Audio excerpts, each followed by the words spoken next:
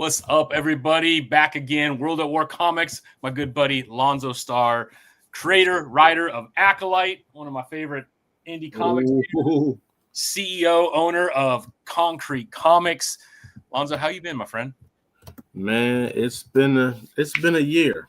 I feel like this year blipped, man. It was like January, like 2 months ago, and now we're we're going to a whole new year. Going to a whole new year, man. Yeesh, man. Time is flying. You guys have been pounding out titles, man. It's been, what's up, Will? It's been great, man, to see everything that you all have been coming in with. I mean, it's incredible. I did get to see, I think the last time we saw each other in person was at C2E2 2 years ago. Yeah.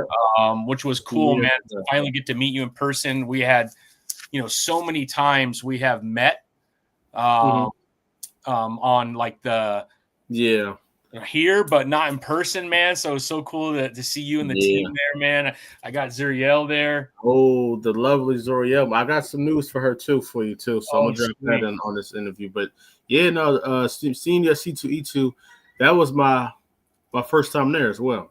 Because Jari and Lau, the writer of Jari writes Deja Vu, Lau writes Watchmen. They're both from Chicago. They told me to make my way. There you go. That's where I got this one, the meetup, man, the collab. Yeah, that collab is crazy. It's crazy, and, dude. So I came out to C2E2. Plus, we were nominated for some awards for the I forget the name of the award, man. Yeah. But I was there for that, see if we won.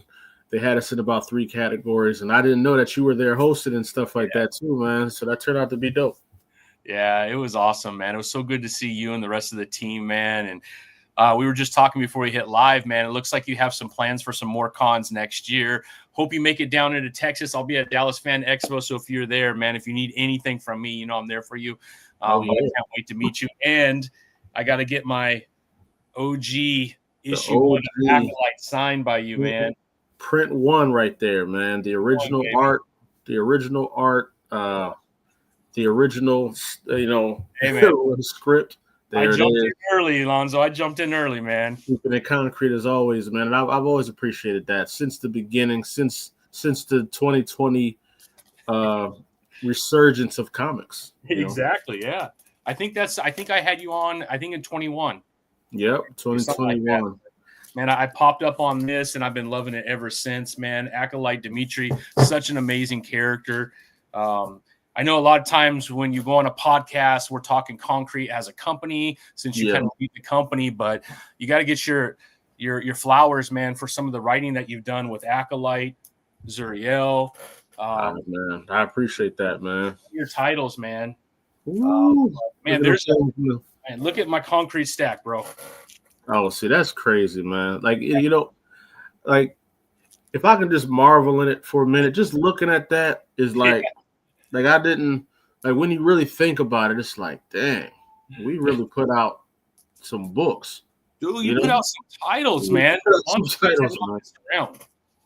We really put out some titles and put our mark. Like, I think at this point, we were able to, we're a company that people could say, oh yeah, because when I do my research on like Milestone and I learn about them, I think their span was like 4 years, right?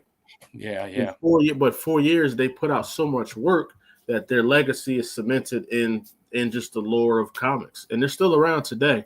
But that run they had cemented them forever, and I think, and I would hope that we did that at Konkret over our 5-year run so far. We really cemented ourselves as a staple in just the indie comic community and just the comic book community. Yeah, I mean, it's better than anybody, man. It's not easy creating a presence within indie comics, man. There's a lot of amazing creators that make their comics, but it's a very crowded space on Kickstarter, especially Instagram and TikTok is quite crowded. For you to do what you've done over all this time has been absolutely incredible, man. So congrats to you and the entire team. I love Deja Vu. I love Watchmen. We were just kind of talking about these two amazing characters from Chicago. And this is where I saw the team, and I had to pick up the foil version of the collab that they did. And incredible, man. Yes, sir. Got two zeros too, man. But maybe Oh we'll yeah. give one away tonight, man. That way, someone else could jump in and try it because I got two of these ones. But yeah, Nice. Deja Vu. Yeah. I mean, let's just go through some of these titles real quick, Lonzo, just to give people an idea of what you got. Which one's that one? This is the Deja Vu trade. All 6 issues.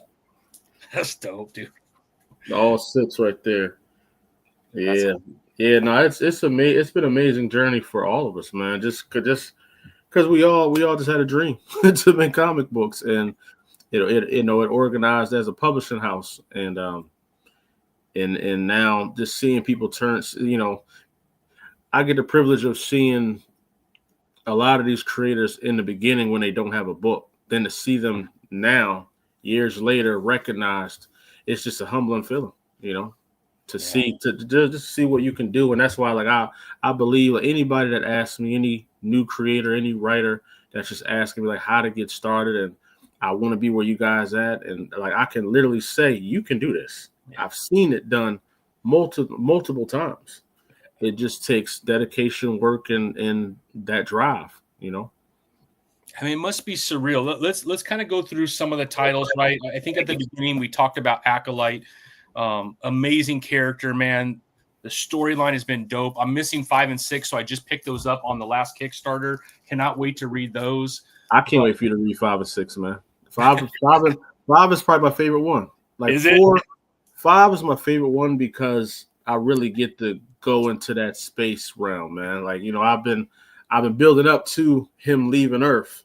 Right. And when he gets out there, like I get to open it up now. I mean, I get to start showing you different civilizations and aliens and just, everything that makes my heart melt, man. I love that's my dream right there, is to go far and beyond. You know what I mean? So what's next with Acolyte, right? We just had the Kickstarter, you had the trade. I'm more of a floppy guy, so I had to make sure that my collection was complete on floppies, but you had the trade. I mean, it's got to be surreal, Lonzo, for you, over these 5 years, so many titles have been launched. Now you're to the point where you're creating trades, like collected works of arcs. I mean, that's got to be surreal, man. Trades was a milestone. Just being able to get to that point because, it's dropping your first issue is easy. The second one is the hardest. Because the first issue, everybody's giving it a chance. They want to see what it's like, what's going on here. So the fact that our first Kickstarter did well, but our second Kickstarter did better, meant we had a good product that people liked. And we're able to keep producing it because people keep wanting it. You know what I mean? People keep asking for it. So the fact that we're able to do that just means we didn't just come out here just to make comic books. Like, we wanted to tell stories that people would fall in love with. And I'm pleased to say I think that every title we got here, Konkret, feeds into somebody's spirit of what they want to read. Couldn't agree more. Well, you jumped from Acolyte, tapped into Zuriel. We were just kind of talking about that. This one is signed, so I got this one at C2E2. Man, beautiful. Zuriel's my baby. This cover is insane too, man. Zuriel's my baby, and I'm releasing, like, me personally, I'm releasing my stories, my characters in the way that I created them. So, the first character I created was the legendary Acolyte. I dropped out with him, and then have you read issue 4 yet? Right? Yes. Yeah. So Sith Row made his entrance in there. That was my second character I created. You know what I'm saying? And then Zuriel was my third, but I knew she was more of a flagship on her own because her story was so different from Acolytes. But Sith Row is another flagship, but he's being introduced into the stories of Acolyte. You know what I'm saying? So the bad man. Just slowly building up my personal Lonzo universe within the Konkret universe and just dropping them one by one. But the art is insane too. There he goes, Sith Row, man. He's a menace. He popped out and instantly became a fan favorite. They asking when that book dropping. So his and to the people that are asking, all my outlines have been approved by the editor-in-chief. So yeah, I mean, I'm free to just create. As you asked about Acolyte, what's next for him after the trade? Issue 7 is already written. And the full volume has been approved, issue 7 through 10. 10 is one of them ones for me, man. When I get there, it's gonna be pandemonium, pandemonium and pure chaos, man. And I'm excited. I'm excited for where I'm taking you guys from issue 7, because it's leading right after issue 6, which I don't want to spoil it for you. But the way I end issue 6, you're gonna be like, what the hell is gonna happen from this point on? And how are we gonna get out of this predicament? So I'm very excited for the readers and the supporters of Acolyte for the story that we're gonna be telling. My artist Bruno has been on my ass. He like, yo, send that script, send that script, send that script, send that script. So he's locked in and ready to just go full fledged. So I'm very excited about the next stage. And we're actually doing something different with the way we title our books. Although it's a true number 7, every arc we're gonna start it at like 1, 2, 3, 4, 5. So for like, I want the readers to be able to pick up our books from anywhere, but you'll know this is true number 7 or true number 8 or blah blah blah. But on the main cover, it may say 1, 2, 3, volume 2. You know what I'm saying? I love it, man. I love it. I think that's really important, right? Because, and man, as an indie creator, even though you had such a successful, couple Kickstarters to launch Acolyte, there's still a large audience that are going to be introduced to that character for the first time. So to have that kind of open door for them to be able to jump right in, and then obviously they'll fall in love and they'll go back and they're going to want those back issues to figure out how this all began, the training that he went through, and obviously leading up until you're starting to world build with the rest of, all these, I guess, worlds and planets and space and everything like that, and the characters that come from that. I can't wait, man. I'm more of a sci-fi. I mean, I love comic books. I'm a big Green Lantern fan, and that's one of the reasons why I really enjoy Acolyte, because obviously I get a different storyline, different taste, different characters, but it is happening in space, and there is some similarities, which I absolutely love, man. Yeah. You see, I'm a big Silver Surfer fan. Silver Surfer is one of my favorites, man. I always thought he was the coolest. Even though I didn't even really know a story when I was younger, but just the concept of somebody flying through space on a surfboard to me was the greatest thing I've ever. Like, I don't think there's a cooler, more aura-based character than Silver Surfer. Like, to me, that's just crazy. Just imagine him flying through the galaxies, and you see him going through all this energy and bright lights of space, and he just cruising. You know what I'm saying? That's fire to me. So I wanted to, and I love Superman too. I'm a big fan of Superman and Martian Manhunter. I wanted to blend all that in there. I think for me, where the parallel was and where I wanted to attack with Acolyte is, for one, it's not a lot of brothers in space. You know what I mean? It ain't been a lot of black characters in space. All I had was like Lando, and I love Lando. But outside of that, you know what I mean? What prominent superheroes that look like me go in space and do stuff like that? I don't think there's any. You know what I'm saying? I mean, you got John Stewart, who's a Green Lantern, but outside of him, man, I'm not too sure, right? We know Icon in the Milestone universe is from space, but he was more of a he's on Earth, and he was a slave or something like that. I mean, like, I want to break out of that. Like, just make a cool character that happened to look like me and is doing all the cool space stuff. So with the parallels of Superman and Silver Surfer, I feel like Silver Surfer is the loneliest man in the universe, right? And he's not really relatable. Where Superman, he's not really relatable either, but he doesn't go to space enough. So how do you blend? So I want to Acolyte to be a part of both of that, but in his own story and be me in that light. And that's kind of why I created Acolyte. It came through, Lonzo. It came through, man. Anybody who hasn't read Acolyte, you need to jump on board right now. There is a trade, so you can read those first 6 issues. But it's dope. Yeah. I don't know why the camera's acting up. It's hating on me a little bit. Yep, there it go. That full Acolyte, man. Volume 1. You see the pages. See, just one turn, it turns into gloriousness, man. You see that? Every time I turn the page, it's just a banger after banger. That's it, man. Bruno's incredible. Well, let's get in, because you do have a street level side of Konkret too, and we kind of talked a little bit about that with Watchmen and Deja Vu. We got the collab that we did. Here is Deja Vu. I do have an extra 0, so if you want it, say something in the comments. I will send this to you.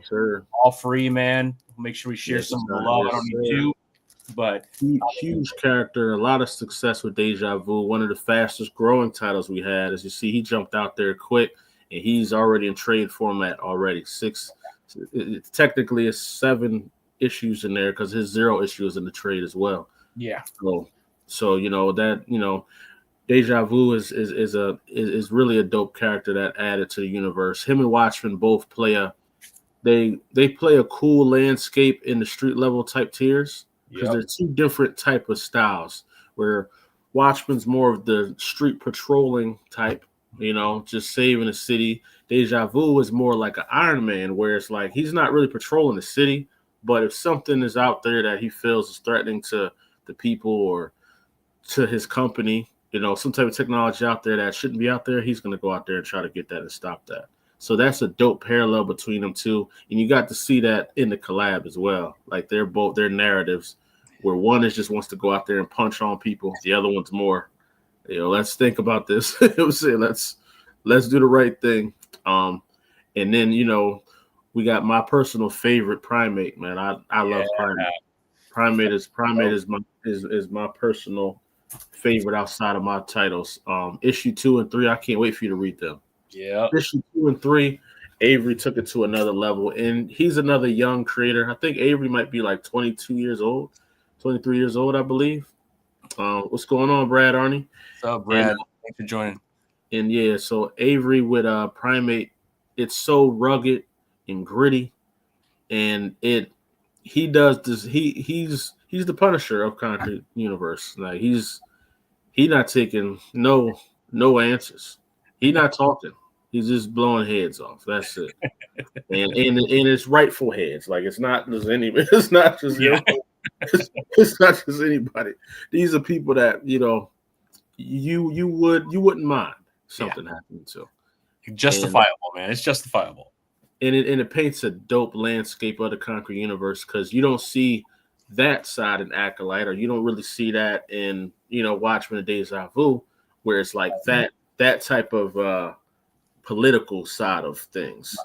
But and then you double down Primate with Absolver, you go even deeper and darker into the realm, where you really get supernatural and you get spiritual and you get to see the gritty and the guts and the blood. Like, so that it's just a dope combination of characters that make up reality in the Concrete Universe. You got the cosmos, you got the high political side of street level tier, then you got the street level of Watchmen, then you got the gritty side of street level with Primate, then you got underneath that you got the supernatural with Absolver and Zoriel, and then Absolver's cool, dude. That's like your spawn of your universe, man. It's just absolutely fabulous, bro. Absolver's fire because it has its own it's like its own cult following. Like Jamil exists in his own world with his supporters. Like the people that like those type of stories usually don't like nothing else. They don't like that. You know what I mean? Like they're dove into that darkness and that grittiness. And that's what I love about Absolver, what he brings to the universe as well. He speaks to a certain demographic of people that like to get a little dirty, people that like to get a little dirty. And then we have the gods. We have Tenok. We have Odina. We have Kendaki. Yep. The God of Fire, one of the best written books of Concrete as well. And the writer Daniel Grimm, I just spoke to him the other day. He's doing amazing with his horror publishing company. Oh yeah. We got Odina, the first lady of Concrete Comics, representing all the demigoddesses out there. Yep. Odina's amazing, and got that full volume trade as well for Odina. I love this cover, by the way. Yeah, so powerful, so in your face, like who you messing with type of look to it. You know what I mean? Absolutely. Odina's great. Naji's doing amazing things with Odina and Kendaki and Sister Circle. So it's just our universe is just filling up with great characters, and I think one of the other things that we do amazing here at Concrete is no character takes up the space of another. Yeah, you're very good at choosing what your universe needs, and you fill that void with a really good character. I have to admit, and it's awesome. Yeah, like it's nobody. Everybody's a star. Every character can be a star because they're all in their own separate lane, and we don't want to we don't want to get so convoluted where we got two characters that basically do the same thing. You know, there's no reason for that. We're creators. Let's create different lanes, you know, and let's do that. And if there are characters that are similar, like for instance, like how we just mentioned it, we got a bunch of street level characters. We got Sith Row, we got Maven and Absolver Story. We got a lot of different street levels, but they're all so different, and that's what makes it dope. You know, love it, man. You got Decimation Earth. Yes. Shout out to Dave. Yeah. Shout out to Dave. Dave is amazing. That was a nice gritty story as well, man. Futuristic, you know, kind of take you into just a after Earth type of feel to it, but you're trying to blend the fabrics of reality of what's going on, and Dave is weaving a great story that's kind of just taking you everywhere. I love it, man. You did do something with Andy and Starboy, man, and I actually really enjoyed this, man. So that's by Daniel D. Calvo as well, the writer of Tenok. Andy Starboy is his baby. That's his first baby. Yeah. You know, it was written as a one shot. It was supposed to be a one shot. He had other plans for it, but he really wanted to go the film route with that one. Like he has some like animation ideas for that. So, nice. But that one issue is a lot of people's favorites. It's a lot of people's favorites, man. I've been talking to him with a way to bring Andy into the multiverse of things, and I got an idea because that group that you see Acolyte with, that's on my poster. They come together for a specific reason, and in one of my pitches, Andy was the one that came from his dimension to gather the greatest heroes from our universe and get them together, and they do some things to fight something. So that was an idea. You know what I mean? That was an idea. That was in my head, man. That would be a great collab with Acolyte as you start to expand the universe that Acolyte kind of plays in, especially space. I mean, there's no limitation to that, right?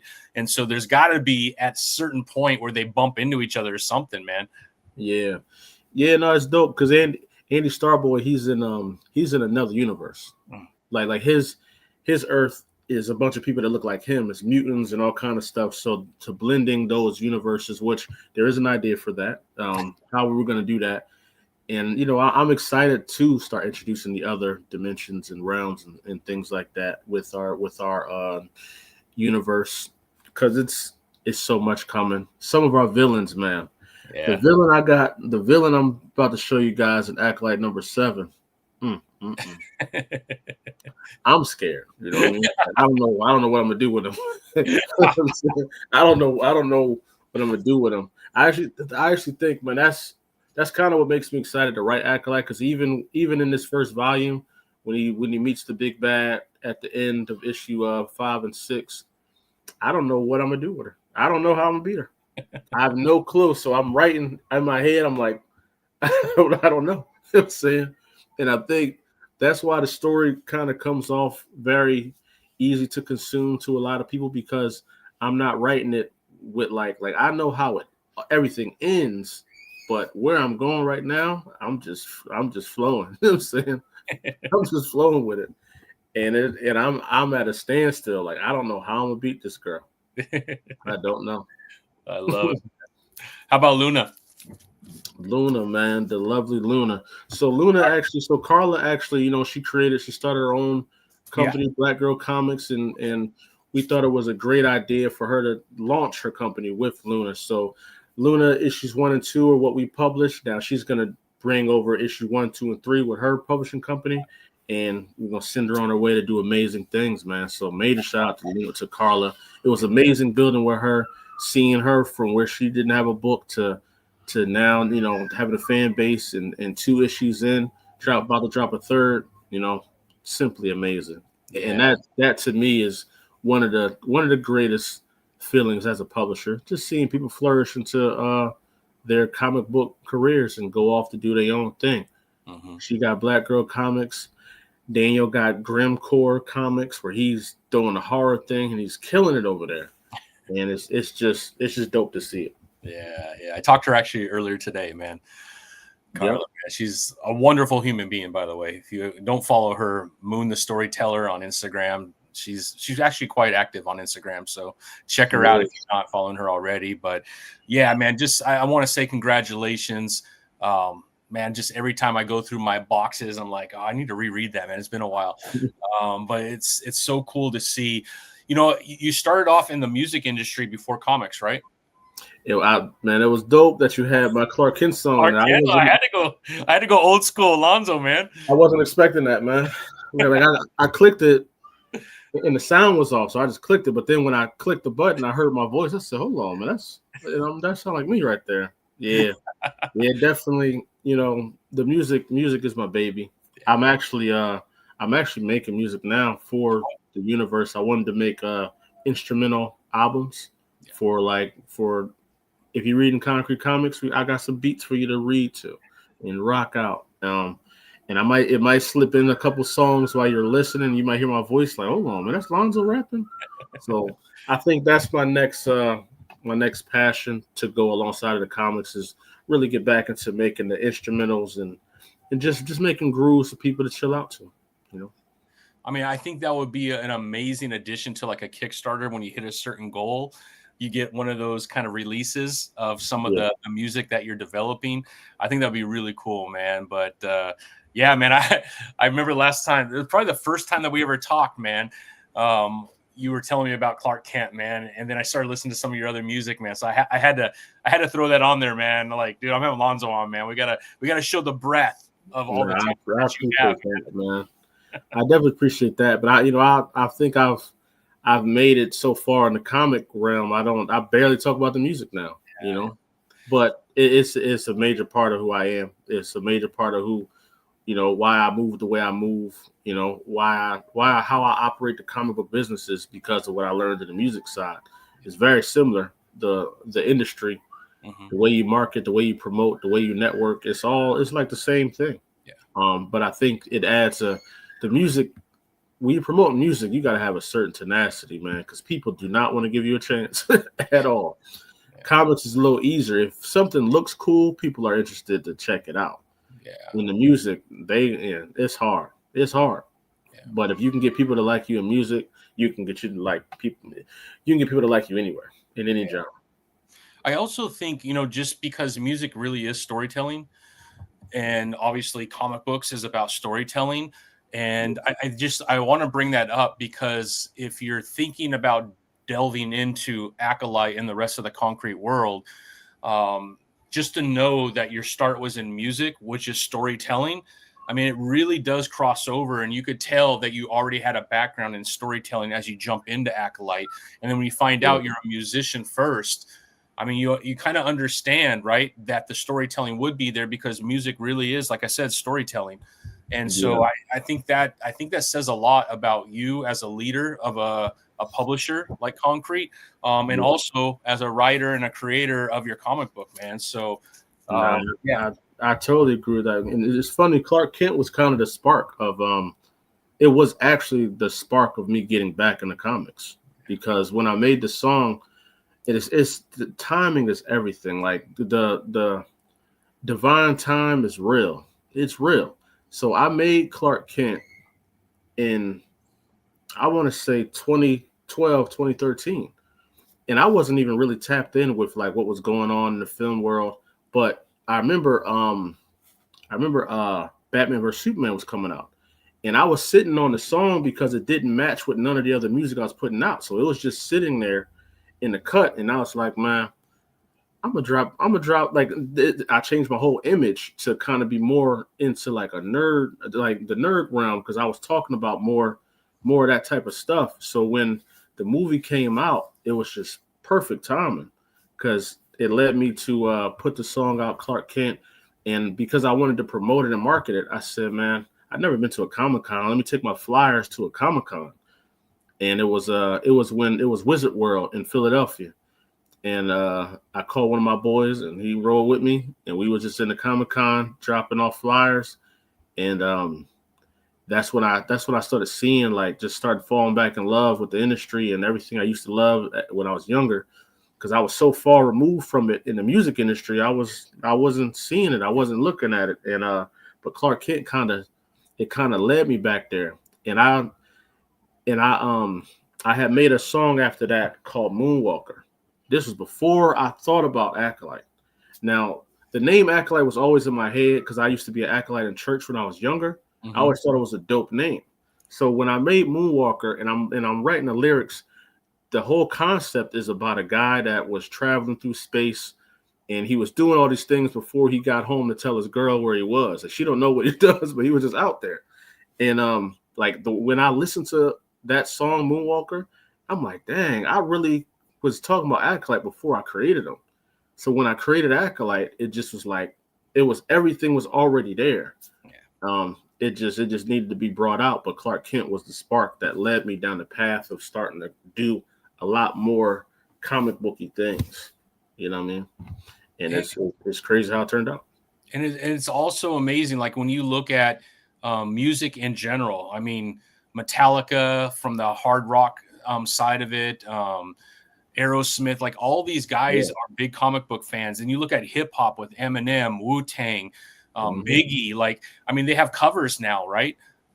So there's a lot of crossover between music and comics, and it makes sense that you would kind of go back to your first love and blend those two together. And I do think there's something there as you're creating this universe, that there would be music that kind of matches where you're going with your universe. I feel like there's something there that not too many people are tapping into, Lonzo, and I think that could be really good.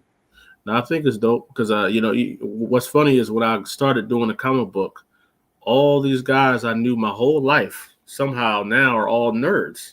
They all coming out like, hey, man, I got a collection. I'm like, you were collecting comic books? And like people I knew for a long time just started revealing, because it's like in the Black community, we don't really talk about that too much. Like it's deemed uncool for a lot of people. So a lot of people they're just like, they're nerds in private.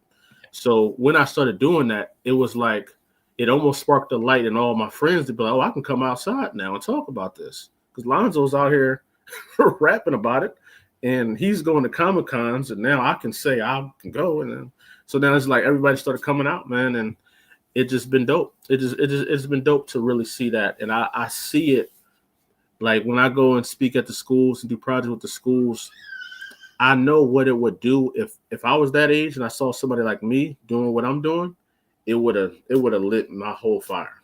Yeah. If I knew somebody was making comic books that looked like me out there, where I was from, it would have burnt my whole membrane down. I would have went crazy, and I would have had to do it. You know what I mean? So, absolutely. You gave permission, man. You created permission for people to go ahead and come out and admit, man, hey, I love storytelling, man. I love these worlds that people created. So I love it, man. I love it. It's been an amazing journey, man. As many people, that's a side that a lot of people don't get to touch on. You touch a lot of lives when you write comic books, man. A lot of people just, they lock in. They lock in with you for life. Once they love it, they're with you forever. You know what I mean? And people don't, that's the one side I don't hear a lot of people on interviews talk about. It's like, you really reach people. You can really make somebody's day. Yeah. Or motivate them to go down a whole journey that they didn't know they could do. I've had people tell me that it just seeing what we've done with Concrete, it motivated people to just really chase their dreams, whether it be whatever they wanted to do, a game developer, or they just want to get back into painting or modeling. It's just the courage to do it is what motivates them, Yeah, so true, man. You were, it might have been last year, there was some noise about maybe doing something live action. Oh yeah, for sure. So we do got so we do got Drafted Origins. Mr. Anaji Rouse, the creator of Odina, he dropped Drafted Origins. I think that was 2 years ago, which does feature Odina in it. It's in her universe, but it's like a side universe to it. But we're steadily in communication with people that been really interested in some of our titles. A lot of them are interested in. I'll just say off the top of their head, when they talk about live action, a lot of people come to us about Primate and Watchmen. I think they're very easily to translate in the film. Street level, right? I think Acolyte would be dope, but I mean, you're talking CGI. You're talking. It'd be a little expensive, right? I'm talking big budget, man. To do it the way I want to do it. But there is I do have a script concept I created where it was a depowered acolyte. Something happened to him. Some lady touched him that could drain powers. She was angry that he didn't save her son, I guess, from a thing. And in the midst of it, all the villains in the city are like, oh, he ain't got his power. Let's go out there. But they forget he was trained by King Kalan. He got hands. So it was my way of showing him. You know what I'm saying? So it was my way of showing it was my love story of the original Acolyte. He was more street based before I decided to go all the way up there. So that was my way of beating the budget. You know what I'm saying? I was going to do a story like that. But yeah, no, we would love that live action. We're actually talking to a video game developer. So these are things we're all working on, man. We're trying to really elevate the company and just elevate the industry and kind of just be that spark, man, that shows don't let the word indie hold you back. Right. You know? I mean, indie, trust me, I'm a big fan of DC and Marvel, so no shade. Image Comics, Mad Cave, they're putting out some amazing stuff. I will say, though, some of the most unique stories take place in indie comics. And that's why I have such a passion around the indie part of comic books, too, because there's not as many rules.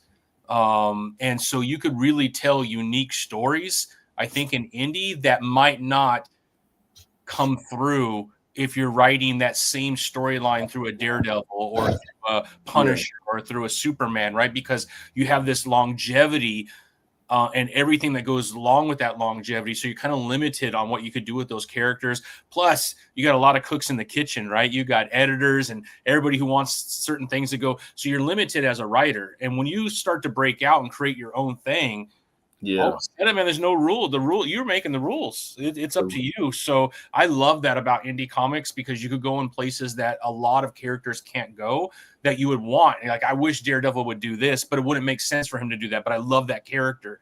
But Watchmen can do that, right? Yeah, it can do that. I think it's amazing that you say that because sometimes when we're at these Comic Cons where our table is usually we're usually near the pro section. We're usually like right across from them. So some of these big name dudes, and I've had some of them ask me, say, hey man, like, you know, how did you do this on your own? Like, how did you create your own comic? Like, what were the processes? And to me, I'm blown back because I'm like, yo, this guy is like, you know, he's up there. Like, so perception is a real thing because a lot of times us on the indie side are looking at them to see how they did what they did. And a lot of times they're looking at us to see how we did what we did. And then it becomes that unity of like, yo, you can do this. You know what I'm saying? If you wanted to. Now, how do I get in there though? You know what I mean?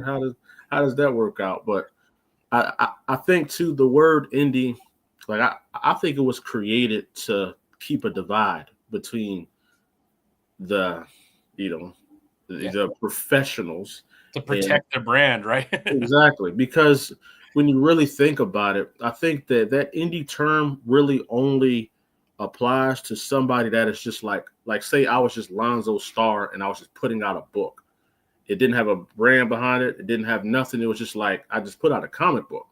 But once you start making it a business, you got an LLC and all this other stuff, and you're doing brand partnerships and collaborations. Are you really indie anymore at that point? You know, you're just a publisher. You're just a publisher at that point. You know, like Source Point Press and all them other guys. When your stack looks like this, I'm not sure you're indie anymore, right? That's what I'm saying. You're just a publisher. Yeah. But I think that word indie, when people hear it, like say you're just talking to a random comic book fan, when they hear, oh, you're indie, they automatically put you in the amateur box. versus just looking at you as an established publisher. You know, that's a good point, Lonzo. I wonder how, as a fan base, we try to change that, right? Because I still use it, right? And that's such a good point. It's almost related to quality in a lot of people's eyes. So the minute you say indie, you think it's going to be a lower quality, and that's just not the case. I mean, there's some amazing publishers out there that don't get the love that some of these larger publishers get, but they're putting out really high quality products. Yeah, that's what I'm saying. I think the word does a lot of damage. Yeah. You know, it's point, it does a lot of damage because and you see it sometimes, there may be a bad book that comes out that's an indie book, and people will use that to blanket the whole entire thing. Like, see, this is why I don't support indies because this and that and blah, blah, blah. And it's like you painting all of us with the same brush when there's books from the professionals that you can say are on that same quality. Not all the art is always good. They have editing problems. Sometimes there's periods missing. There's things happen in all books, man. And it's just a reality. And there's a big difference between just a bad book and like just a book, you know? Yeah, so yeah. Well, hopefully we can find a way to eradicate this indie term or just to give it more value. But I think 2026, you won't be hearing me really use that no more, man. We're just Konkret Comics. We're a publishing company that publishes some of the best books in the world. And that's it. I like that, man. I like that. Hey, Brad has a question here. Is there another Watchmen issue in the works? Anything going on? Oh, yes, there is. Me and Lau were just talking about some dope ideas and stories and weaving in his big villain because his story is leading up to some really dope stuff. You kind of those villains in the crossover, they were from Watchmen's universe. Yeah. So you know what I mean? He has a really thick rogue gallery, and sometimes that's the difficulty when you're a great writer. You got so many ideas. How do you package them into the perfect box? So Lau is planning his direction to be right, but when he pops out, when he does come out, which is going to be in 2026, it's going to be for issues 1 through 3, and then he's got 4, 5, and 6 coming as well. So nice, incredible. Yeah, that's dope. We just finished up Primate 1 through 3, so that's going to be going out to the backers. Well, we sent the digitals out, but that's the physicals are going out next. And just to give y'all a heads up, he already has issue 4 has been done for months, so that's already done. He's already locked and loaded. You know what I mean? Zoriel, her volume is a 1 through 3, and just to let you guys know, 2 is almost done and 3 is in progress. So that's going to be coming the second quarter of 2026. So I'm excited, man. I'm just excited. And in the next, maybe this week, I'm gonna be announcing our newest creator and character coming to Konkret Comics. And y'all have seen him around. He's been making moves. He's popular out there. People know the image, they know the look. So when they find out he's a part of Konkret, I think his stock gonna go up crazy because he's in a home that it looks perfect for him. That's super exciting. Super exciting, Lonzo, man. I'm so happy, man. You just keep adding amazing creators. I love it, man. Konkret University is going to get bigger and bigger. Oh yeah, man. And it's definitely everyone fills a void, man. So I'm excited for these characters. I'll say characters because there's a couple, but there's one that's announced now. But there's some dope characters coming into Konkret Comics, and it's definitely gonna set a tone. It's definitely gonna set a tone and just give something that the fans can come go to our website and they can literally sift through all the titles and find something that they like. It don't got to be Acolyte. It don't got to be Absolver. Yeah. So it may be Watchmen. It may be Deja Vu. Maybe whatever your taste is, we got something for that. So I'm very excited for that, man. I love it too, man. I'm gonna put the website right here so people can go and check out all these amazing titles because there is a lot to take a look at. And like you said, if you're street level, there's street level. If you like sci-fi, you like things outside of this world, you got that, right? If you want strong women and gods, you got that. Like you could go in a lot of different directions with everything that you all have been creating. And It's amazing. Now, you just had a Kickstarter, which, you know, I filled some voids that I had, but you also had trades. If people miss that, where can they pick up the trades? So, as you know, trades are such a difficult thing when you're a indie publisher because, like, you know, stocking them and making sure you're buying them for the value. But we're working on putting them in places that are very tangible. We're working on putting our books on Amazon and places like that. So you'll be able to get the trades. Trades are probably mainly be on like Amazon and stuff like that. It's just easier to distribute worldwide. But we will have them, and we'll always have them at our conventions. So if you guys want to get them in person, you can meet us at one of our conventions. We're going to be doing about 7 cities this year coming up too. We're already locked in. I think we're already locked in for DreamCon. We're going to be doing New York again. We're going to be doing I think we got something in Baltimore. Most definitely Philly, you know, as always. I want to do some up in Connecticut because that's where Primate, the creator of Primate, he's up in Connecticut. So you know, it's a big con up there. Maybe we do Boston. So yeah, I plan on hitting a lot of places. So if you guys do want the trades, we will always have these with us when we go to conventions. So you never got to worry about that. So right now, as far as trades, you have 4 out, right? Yep, we got 4. Yeah. We got so you 4. Odina, Deja Vu, and what was the 4th one? Absolver. That's right. Yeah. Yep. Absolver. And you actually have Imani as well. Her issues 1 through 3 is done. And then next will be Zoriel. We might drop Primate 1 through 3 as a trade as well, because it makes sense the way it flows. We could throw the 0 issue in there. And then so that's definitely the plan. Because it's funny, people online rather the floppies. People in person want the trades. For sure. I also think there's an age thing there. I don't know if you noticed that at the cons. I think the older you are, like me, I'm a big floppy guy. I got boxes everywhere. Yeah.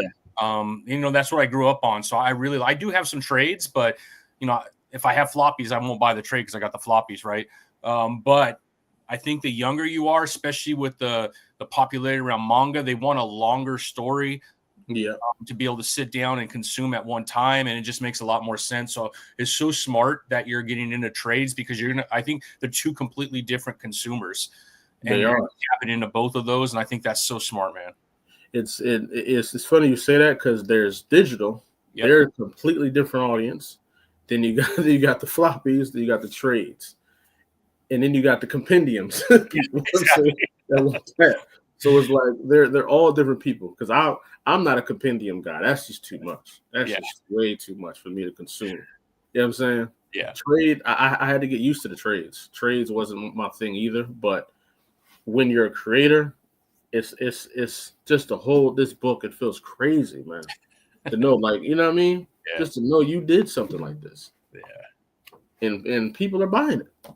You know what I'm saying? So it's just an amazing feeling. But yeah, no, the trades, in trades, sometimes it's on the business side, it may be cheaper. It's cheaper for you as a publisher to get, because, you know, the risk is higher when you go to a Comic-Con. Say I go there with issues 1 through 6 of Acolyte. Most likely issues 1 through 3 are going to sell out. And then once they're sold out, I'm stuck with 4, 5, and 6. And people are like, you ain't got the first ones. And then you just got stock. You know what I mean? So with a trade, you could just be like, yo, if you want the whole story, just go and get the whole story, man. Yeah. Such a good point, man.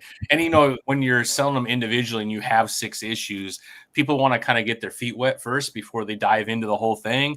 And so I think I do that too, man. When I go by and I see creators, you know, I'm not going to buy 1 through 6, man. I don't know you. I don't know your character, but I want to test it, right? Because I want to find that next story that's going to consume me for a while. So I'll buy a couple issues, try it out. If I like it, I'll find you. I promise. I got lots of people I found. So yeah. So, you know, that, you know, for any creators that's listening, that's interested in doing cons, and you got a lot of books, just think of that, man. You don't want to have extra stock for no reason. And just think of yourself as a consumer when you go out there. Like, how do you buy books? most people will say, "Oh, I'm just going to test it out first." Yeah. Like 99% of people are going to say, "I'm just going to test it." If you buy the whole series, then whoever sold you that book was locked in. You know what I'm saying?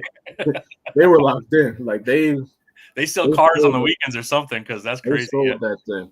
Because you know, the trades move. The trades move great.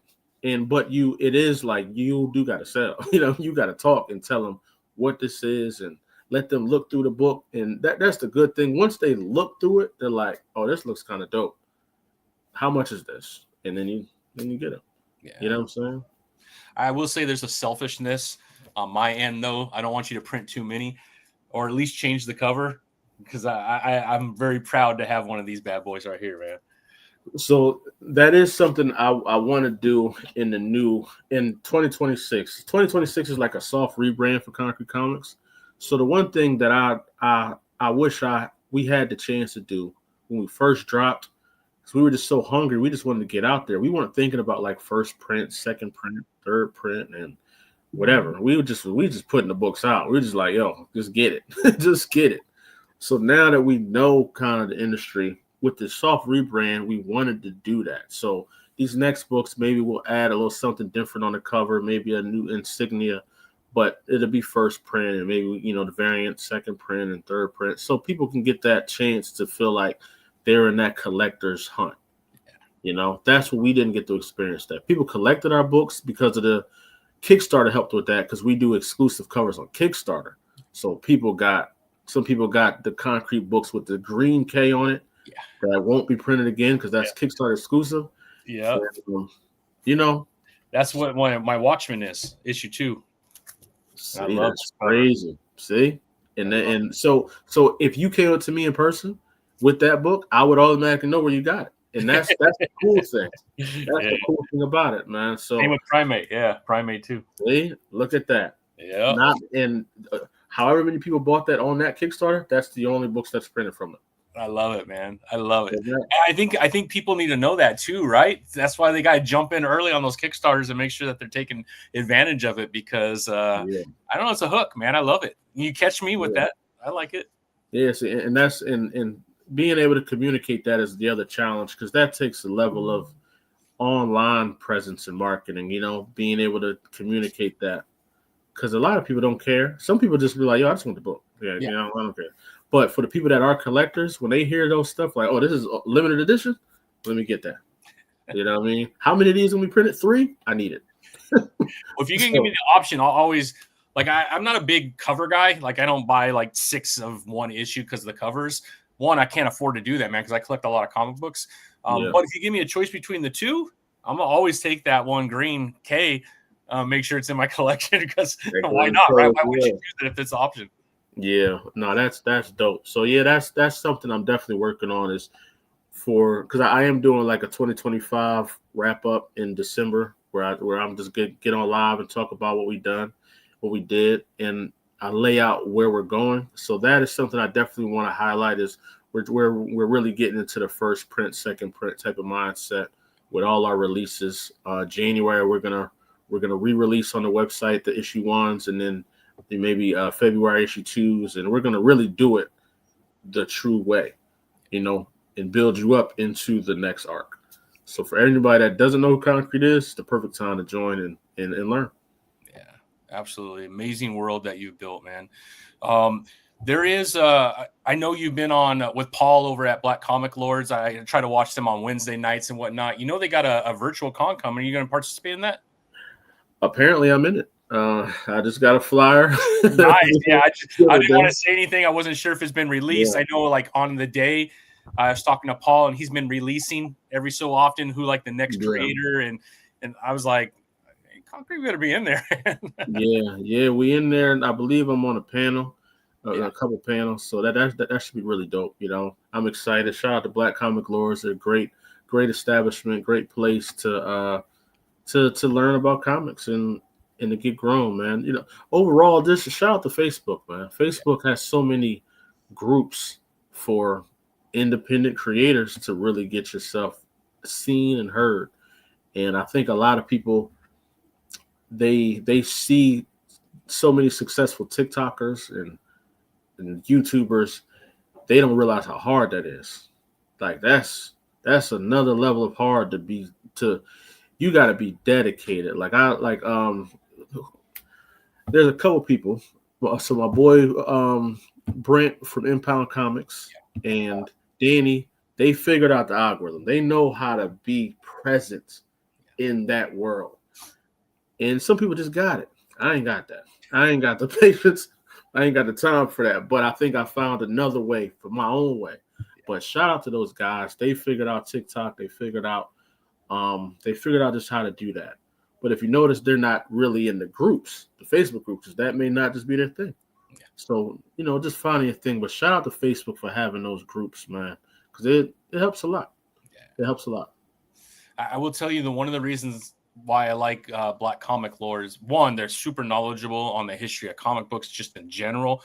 But you're sitting in a chat and you got Dennis Cohen in the chat. I mean, you got like some legends in their chat just like asking questions like, dude, what other channel has, these type of legends within the industry just in the chat talking to all the fans, man? That's why I'm like, dude, I don't know of another YouTube channel that has that level of legends in the industry, from Milestone, from like all over the place, man. It just blows me away, man. It's incredible.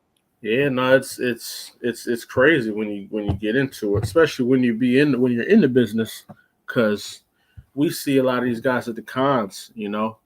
I got to meet Dennis several times, and he shows us so much love, and it's just dope that everybody's touchable. Well, not touchable, but you know what I mean. Like everybody's right? They're approachable. Everybody's approachable and reachable. And share information, give advice, and give feedback. So it's a dope community. And even what you do, man, I love what you do. You have a great platform here that really helps grow the culture. You shed light on some really dope books that people may not know of, and you just giving people a chance, man. Like even right now, there's a lot of people that don't know who I am that are being introduced to me right now through your platform, and I appreciate it. No, absolutely. I mean, that's what the whole platform is for, man. It's all about the creator, all about the artist, all about the writer. That's. I don't do very many reviews. I'm not a review guy. One, I mean, I have a platform where I'm interviewing people, right? So if I do a review on Acolyte and I talk about how much I hated it, and then I reach out to you and I'm like, Lonzo, you want to come on my podcast? That's not going to work, right? It's just not how it works, right? So I stay away from that. Yeah, there's things I like. There's things that are not for me. I just move on to the next book if it's not for me, man. But I will tell you, you don't buy this many comics from one publisher if it's not for you. So I definitely appreciate that. And it's funny you mentioned those reviewers, because I had a Black Comic Lords had me on for one segment. It was about reviewers and the indie community and why they clash so much. And one of my responses was so for me, if somebody reviews my thing, give it a bad review, I have enough good reviews that doesn't bother me. But for somebody that's brand new, just coming out the woodworks, trying to do it, a bad review can obliterate their career automatically. When if I review comics, people have asked me to review their comic book, and I'll never put it out publicly, whether I like it or not. I'll talk to them directly and say, yo, this is what I thought. Because I don't want to influence people. Like, how do you give a bad review and then say, but go ahead and check it out, y'all. Tell me what you think about it. Like, what are you talking about? You already said it was trash. So you know what I'm saying? Why do that? So I think, there's a place for reviewers. It's dope to have them. But if you're just in it to create chaos, I don't see the point. A lot of people review comics for, like, they review comics, but for some reason all the reviews are negative. Like every comic you're reviewing, you're talking about why it needs work. Like, where is the stuff that you're like going crazy about? Like, yo, this is dope. This is that.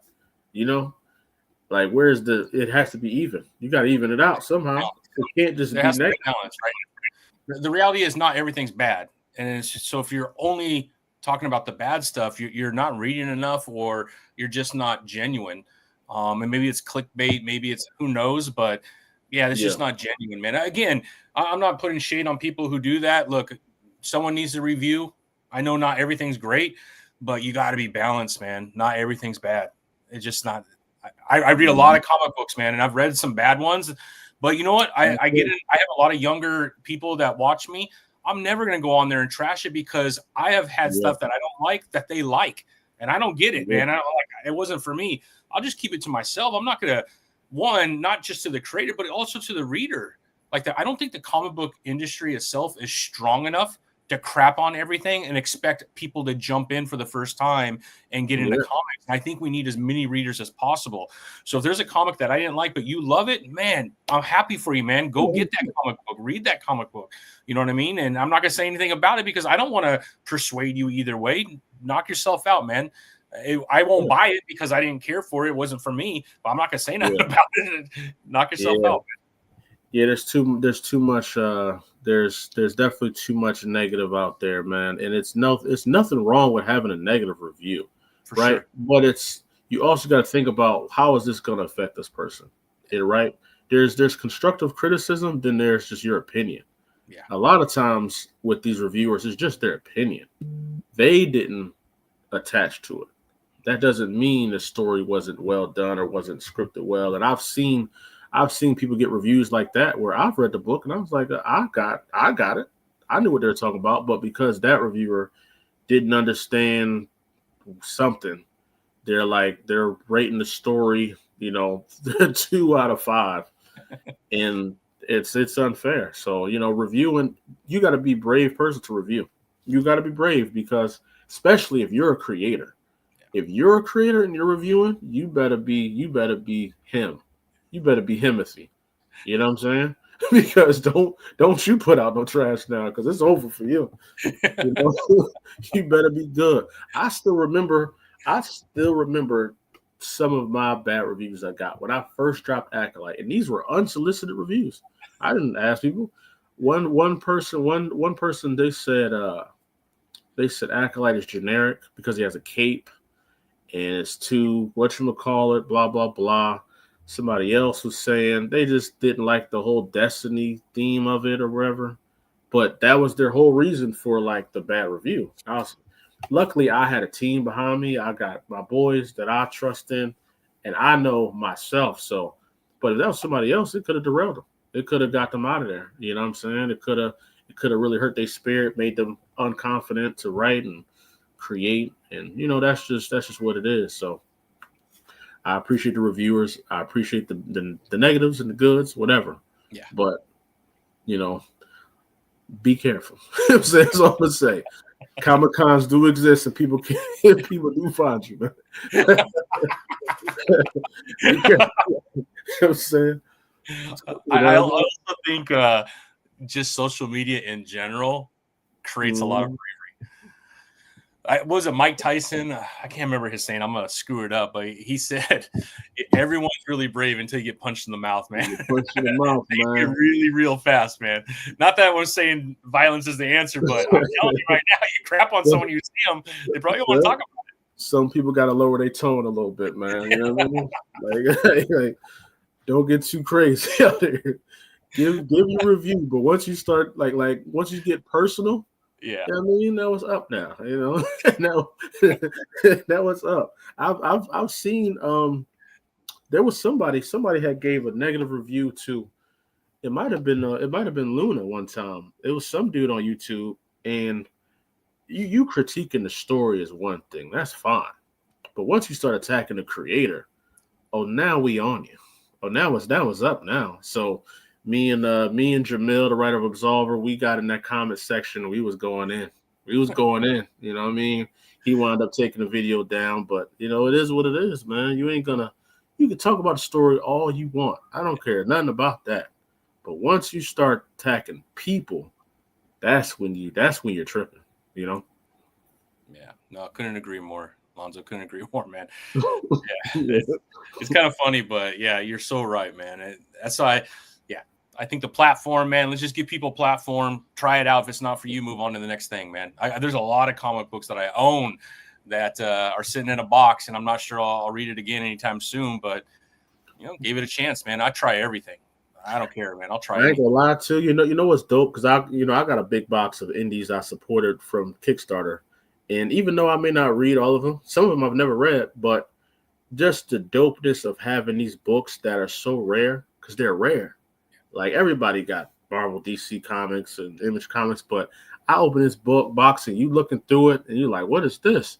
It's kind of like how I felt when I was younger and I went to remember like how supermarkets used to have the comic books on a stand right next to the cash register? So my mom would bring home like the Max and Evil Ernie. Like I don't think she knew what she was getting, but she was getting them. But I read the Max and I was like, yo, this is kind of fire. But it wasn't mainstream. Like a lot of people didn't know about it, but I knew about it. And I think that's something I got in my box. So I pull it out. People are like, what is this? Oh, this is the Max. You don't know about the Max? And you get to drop them in, or some other indie comic that you may not know about. Yeah. I got it, and it's just like it's a new world. It's a new world for somebody that doesn't know. I couldn't agree more. Yeah, Sam Keith art, man. The Max, woo. Oh. Max is fire. I was looking right here. I got my character. I don't know where it's at, but I got my action figure of the Max, man. It's one of my favorite figures that I own. I don't know where it's at, but the Max was dope too. When he was on, he used to have a cartoon, right? Yeah, it was on MTV. Remember? MTV. Yep. Yeah. And that thing was dope. If you read it and you start to kind of dig into the background, like it's deep, man. Like the storyline is deep. It was very similar to how like it felt like how Spawn's world felt. It was dark. It was dark. It was gloomy. And as a kid, I'm reading as a kid, and I'm just like, this I'm just a little bit strange, but I like it. Like I ain't gonna tell my mama what it is, but yeah, exactly. I like. You know what's funny? My mom, the first comic my mom bought me was like Spawn. She had no clue what that was. Yeah. So I'm reading it. I'm like, Mom, right? Are you serious right now? Are you this what you brought home? Like, I wanted Spider-Man or something. Did you flip through this thing, man? She had no clue. She just in her head a comic was for kids. So she just got it, brought it home. So here I bought you a comic book. I'm reading this. She grew up, right? It was more for kids, right? Because comics started off for kids, and then in the late 80s, it kind of took a little bit of a turn. You had a little bit of you had those comic fans wanting to tell like more real life stories. They got real fast, man. And you're like 10, 12 years old. You get to issue 5 of Spawn with Billy Kincaid. Whew, that's crazy, bro. I got Spawn was like one of my first. The Max, Evil Ernie. It was a bunch of weird ones, but somehow she used to get me a lot of Archie books too. Oh yeah. So because he was right on the stand at all the supermarkets, his little book. So I used to love reading Archie. You know what I mean? I thought it was dope with his. He used to have 2 girls. You know what I mean? Choose from, and had his boy eating the burgers. You know what I'm saying? So I loved Archie. So I had a real diverse, upbringing. And like you mentioned music earlier, Wu-Tang was such a big influence for me because of their blend of 3 of my favorite things. They blended. I'm a big kung fu guy. I'm huge in the world of kung fu. I know it all. So they do that, and then they name themselves Iron Man and Ghost Rider. You know what I mean? They take on all these monikers of everything I love, and then they rap in the most gangsta, gulliest things in the world. It's like they're just a blend of everything I love. Absolutely. And Wu-Tang was the branding was fire. You know what I'm saying? And I loved it because I'm a big kung fu guy, and they all their names, 36 chambers, everything is kung fu based, everything.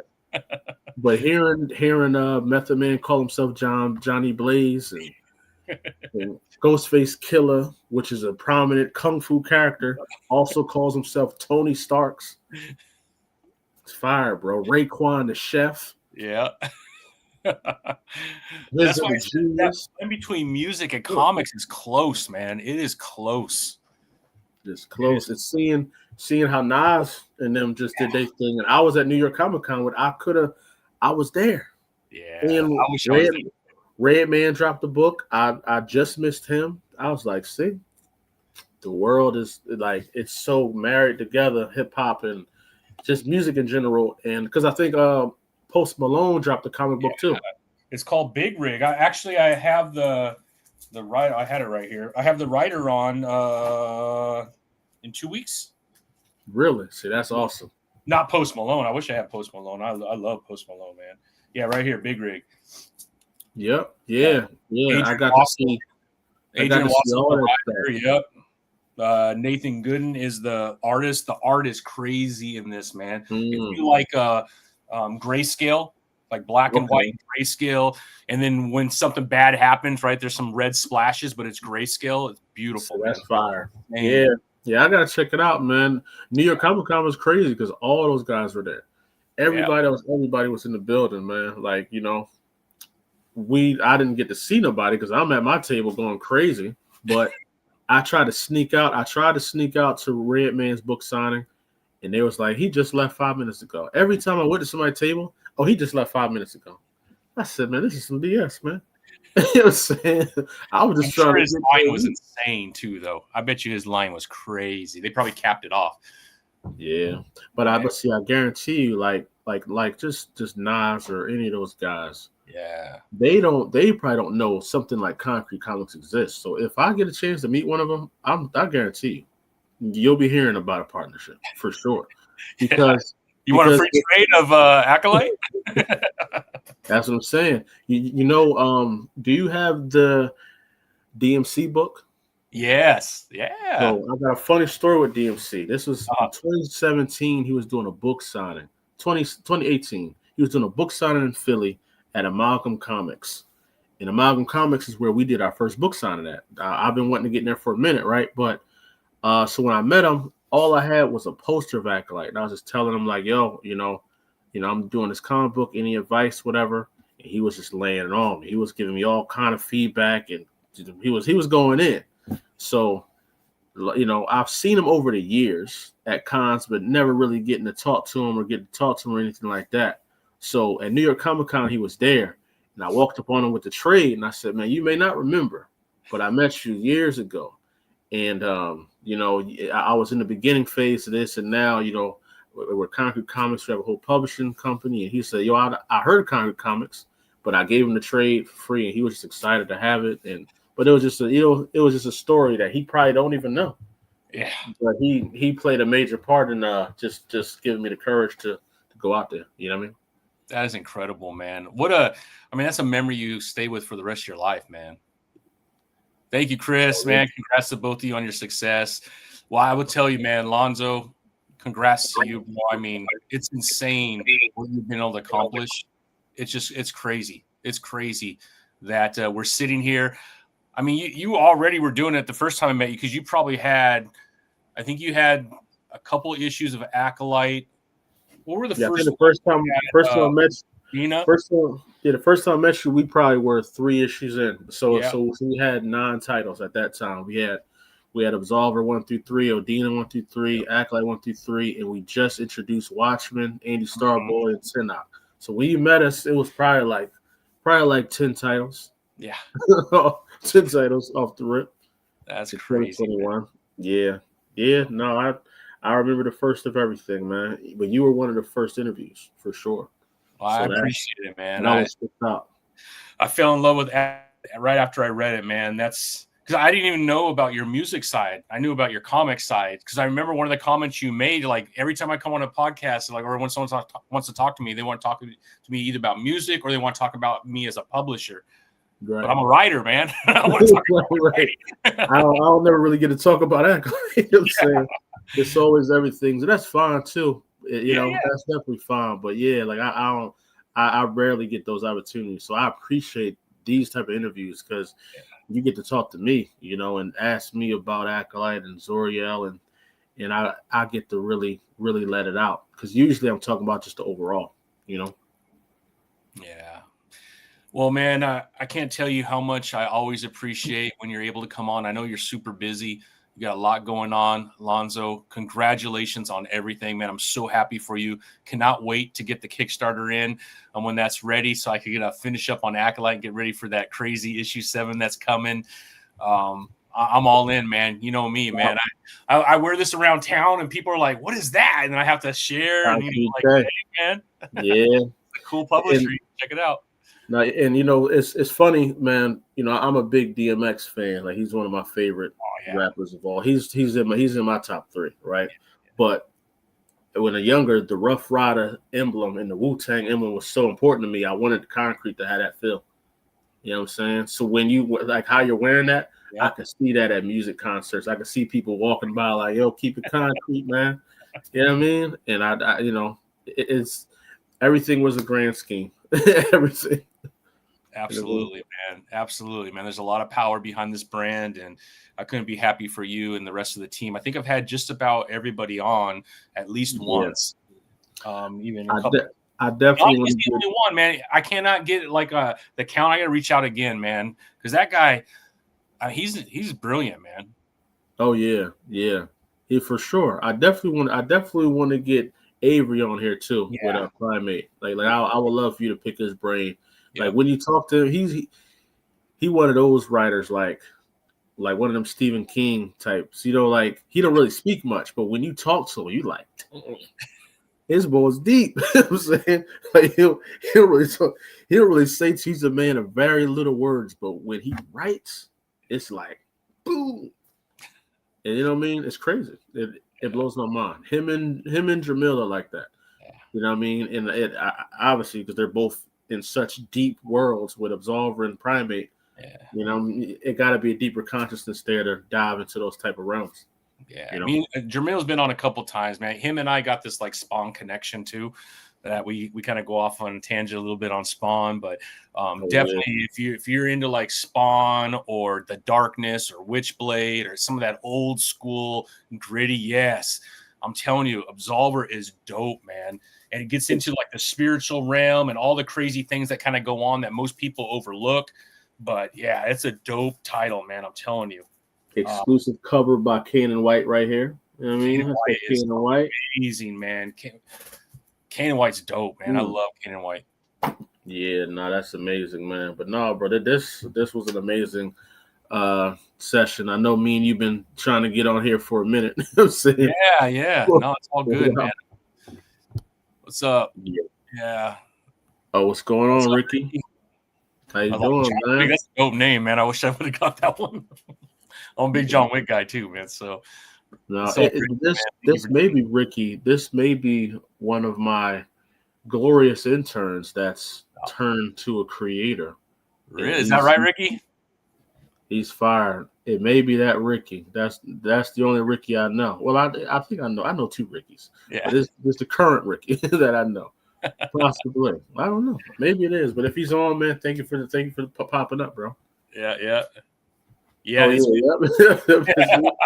No, and just to give a heads up, Ricky is a dope writer. He's worked as an intern. He was a part of the editor team, so he worked alongside editor-in-chief. They worked on a lot of dope things. He got to look at, oversee a lot of the books, and give the okays and thumbs up to a lot of them. But he also has his own project right now that is dope. It's a manga, and I'm excited. I'm excited for the world to see it, man. So 2026 is going to be a big year for my guy, Ricky, man. All right, Ricky, you got to hit me up, man. You got to come on when you're ready. Yes, sir. No, that's fire, man. But nah, bro, thanks for having me on, man, for sure, bro. This was amazing. This show, this podcast. And I'm going to have some announcements for you in December, too. So I might have to text you. All right. Because it's something big we're going to be announcing soon. So. All right. You hit me up, man, anytime. Anytime for you, Lonzo. Anytime, man. I know you got a lot going on, but I appreciate you so much for coming on and let me experience this world that you and the rest of the team is creating, man. Everybody, if you have not picked up a title through Konkret Comics, make sure you go to the link that I shared earlier. I'll share it again right now. Head over there, check them out, man. Konkret Comics is putting forth some amazing titles. and start building up your stat, guys. There's a lot going on, man. Stacking up, man. A lot going on, man. Get your stacks together. Them concrete stacks. Bricks. I call these the bricks, man. Concrete bricks. We got to move them. I love it. I love it, man. And then hopefully you make it down to Texas. If you do, I'll be up there. If you come to Dallas, man, I would love to see you there, Lonzo. Maybe get a bite to eat that night or something with the team. But hey, man, I've been to Dallas one time. I'm gonna definitely wear my Eagles stuff for sure. Oh, careful, man. Those folks don't play up there. Well, you know what? Surprisingly, man, when I went to Dallas, the Dallas people are nicer than the Dallas fans in Philly. Like, there's a lot of Dallas fans in Philly, like, and they're belligerent. They're the reason why we hate Dallas. We really don't have a beef with the city. It's the people that live in our city that are just delusional. That's what it is. Nobody else is like that. New York Giants, there's Giants fans there. There's in DC, they're Commander fans. Yeah. But in some reason in Philly, it's a 50-50 of Dallas and Eagles fans. That's crazy. And we hate them. We hate them all, man. I mean, Philly's been really good for a while too, man. Dallas has not been good for a long time. So they spend money, but they just can't put everything together, man. Poor Dak, man. If he's not healthy, man, something's always going on, man. Well, Jerry Jones makes sure win or lose, they gonna be talk of Sports Center. Yeah. You know what I mean? They have a horrible record right now, and they're still like people still like, can they pull it through to make it to the Super Bowl? And we sitting here at 8-2, and they're like, there's something going on with the Eagles. What are we talking about? Can't get no love on ESPN. What are we talking about? Jalen Hurts still hasn't figured it out. We're 8-2. You know what I mean? It's crazy, man. So it is what it is. Whatever, right? But I'll definitely let you know, man, if I make it out to Dallas. But I would love to get a big ass steak down there with you, man. Let's do it. All right, Lonzo. Everyone in the chat, Chris, thank you so much. Appreciate you. Everybody in the chat, thanks for coming in to hang out. Get over to KonkreteComics.com. Check them out, man. I'm telling you, you will not be disappointed. Lonzo, you're always welcome. Thank you. Appreciate you, man. Y'all have a great weekend and amazing Thanksgiving next week, man. A lot to be thankful for. Yes, sir. Thank you, man. Take it easy, everyone. Appreciate you.